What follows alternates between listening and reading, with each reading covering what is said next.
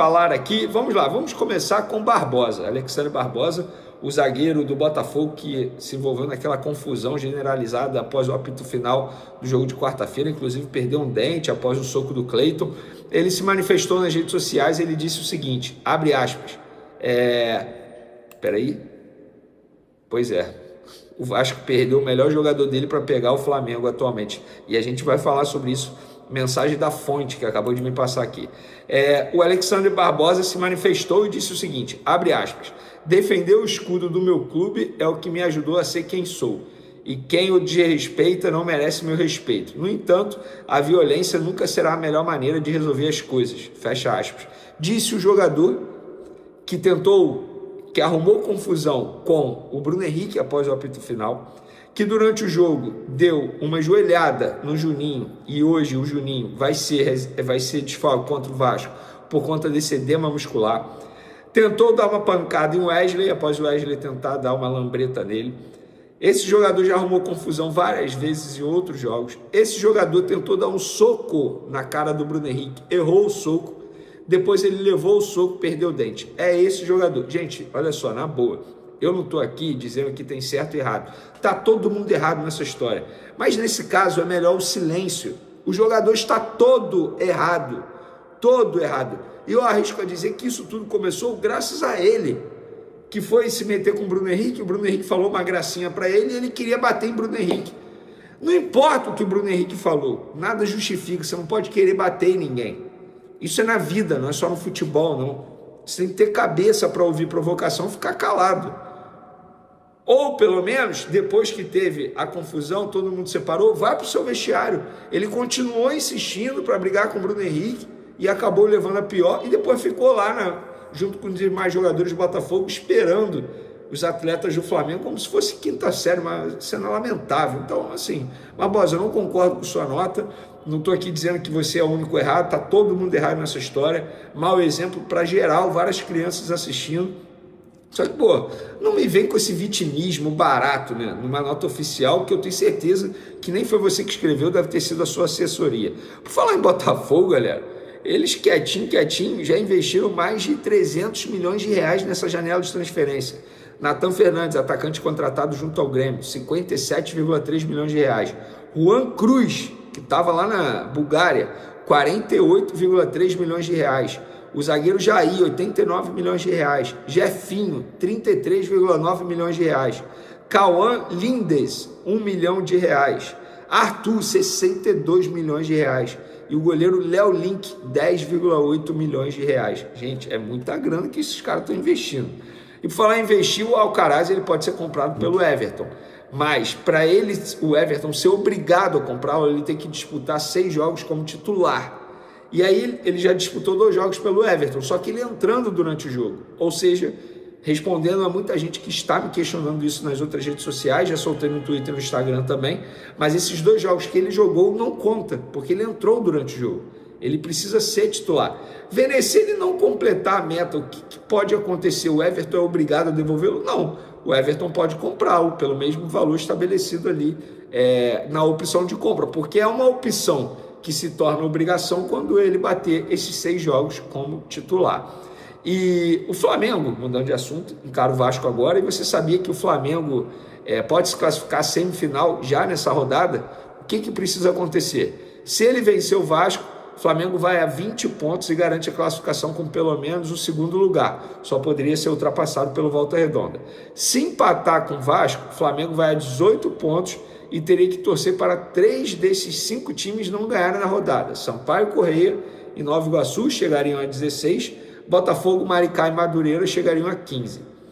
Uma observação, o Vasco também ficaria com 15, mas não poderia mais ultrapassar o Flamengo pelo número de vitórias.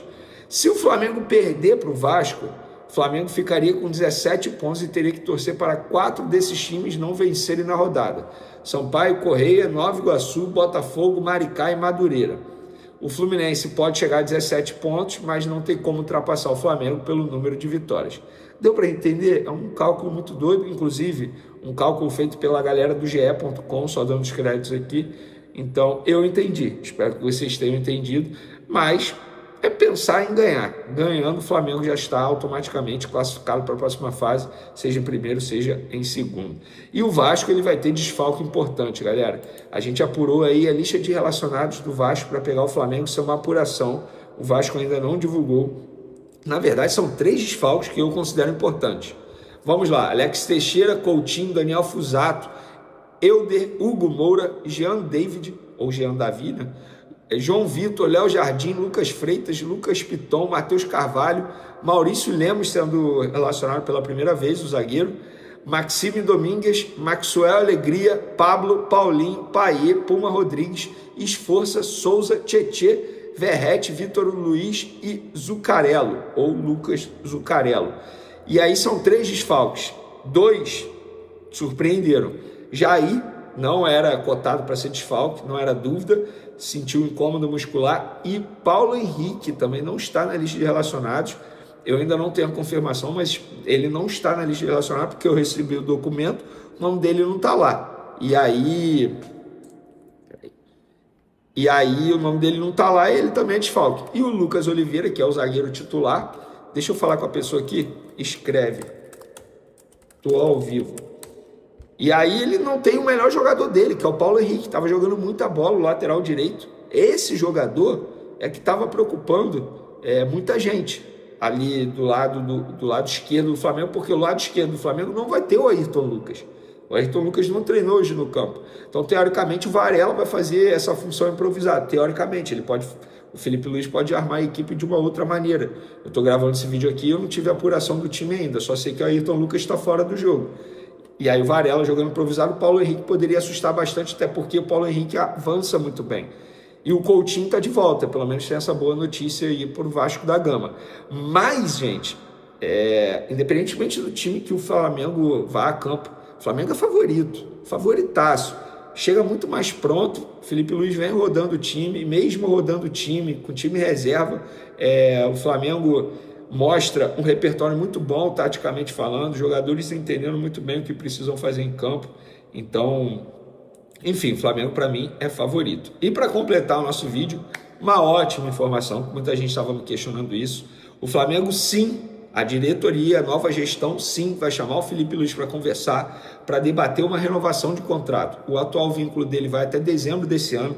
Obviamente o Felipe Luiz não tem um salário alto, se a gente for fazer uma comparação com os demais treinadores do futebol brasileiro, porque ele chegou, entre aspas, como uma aposta, inclusive a multa rescisória dele, na ocasião, quando ele fez esse contrato. As pessoas da época me falaram isso, da gestão, falaram, a multa rescisória é extremamente baixa, porque muita gente questionou como é que faz um contrato longo, sendo que foi antes da eleição, e a multa rescisória sendo baixa. Enfim, então assim, o Flamengo, entendendo que o Felipe Luiz está fazendo um grande trabalho, tem receio de chegar a um clube da Europa, tentar contratá-lo. Então, para, entre aspas, se defender de possíveis assédios e até por entender que o Felipe Luiz merece essa valorização, uma conversa vai acontecer. Eles vão chamar assim o Felipe Luiz, essa é a ideia. Porque muita gente estava achando que a nova gestão ia pensar o seguinte, não, ele tem contrato até dezembro, vamos deixar aí. Não, não é assim. Pelo contrário, eles entendem quais são as prioridades do momento. Renovação do Pulgar, o próprio Felipe Luiz, contrato até dezembro. Tanto é que o empresário do Arrascaeta, a gente comentou isso aqui recentemente, que foi uma informação do Paparazzo e nós confirmamos, que o empresário do Arrascaeta ligou para o Flamengo querendo renovar. O Flamengo falou, não, calma, a gente quer, mas calma aí, sem pressa, não é para falar sobre isso agora, temos outras prioridades. Então, para mim, eu acho que a diretoria precisa fazer isso o quanto antes, para dar uma valorização ao Felipe Luiz. Não porque eu acho que ele vai ganhar tudo aqui no futebol brasileiro, mas ele está fazendo um baita trabalho. Já mostrou que tem muito potencial. Então, e o Boto, gente, isso é informação, não é achismo.